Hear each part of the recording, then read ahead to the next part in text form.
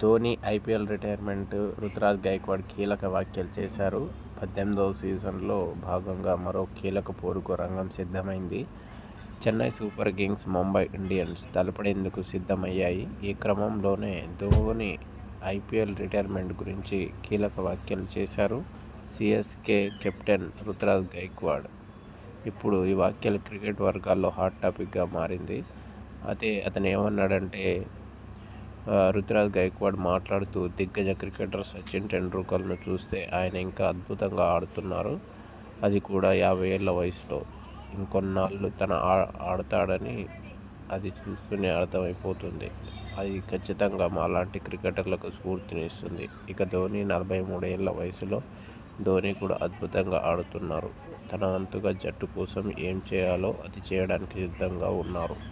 గత 2 సీజన్లుగా పాటిస్తున్న వ్యూహాలనే ఇప్పుడు కూడా ఫాలో అవుతాం. పెద్దగా మార్పులేమీ లేవు. ధోని కూడా మా కోసం తన కీలక ఇన్నింగ్స్ను కొనసాగిస్తాడని ఆశిస్తున్నా.